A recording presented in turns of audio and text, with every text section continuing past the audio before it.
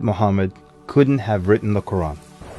The Quran is a book over 600 pages long. It covers a wide range of topics and was revealed bit by bit over a period of 23 years. So if a man wrote the Quran, we already have a number of problems. If you're going to write a book like the Quran and claim it's from God, you can't make any mistakes. The book can't contradict itself, and you have to keep it consistent as you add to it over a period of 23 years and keep the message consistent. The grammar and style also have to remain the same. If the Quran is not from God, Muhammad would have to write it himself.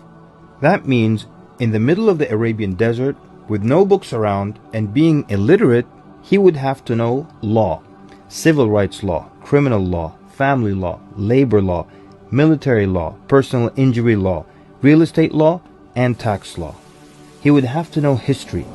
With little to no Christian presence in Mecca, he would have to know the stories and events in the lives of the prophets before him, the history of past nations, Judeo-Christian religious rulings, and he would have to know it well enough to somehow offer additional information and details not found in those books.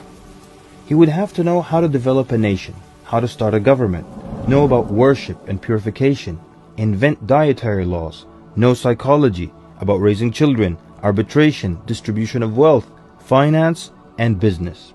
In the area of science, he would have to know embryology, oceanography, about plate tectonics, cloud formation, UV rays, know about plants, mountains, bees, the human brain, the Big Bang, and the expansion of the universe. And in order to make the book complete, he would have to have knowledge of the future so he can write things that will happen in the years to come. He would have to be a time traveler in order to insert his name and mention in the Bible. If he's claiming that the book he wrote is from God, it must not have a single solution that doesn't work. He must also keep his emotions and personal life out of the book. The book should not reflect happy times nor sad times in his life. The writing should not become cheerful and optimistic, nor sad and gloomy as if a human wrote it. But when you read the Quran cover to cover, you can't sense when his wife died, when his daughters got married, when his grandchildren were born, when he was victorious, and when he was defeated. To anyone who examines the Quran, it becomes perfectly clear that there is no way a man in the desert 1400 years ago could have written such a book. But what if it were a committee of brilliant minds, a secret society that is in charge of correcting, updating, and rewriting the Quran over the years? Their job would be to make sure that the book appears to be accurate, has no mistakes or contradictions, and to keep updating it to agree with science and the changing world. If that were the case, then there would be other versions of the Quran. Due to edits and improvements, we would have new edited versions and old versions with mistakes.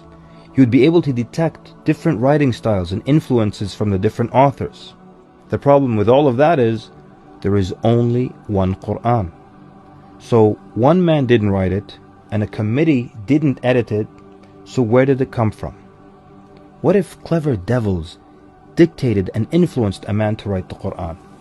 The question then would be, what kind of devil calls to good behavior, worshipping God, honoring Jesus, giving to the poor, and warns of the devil?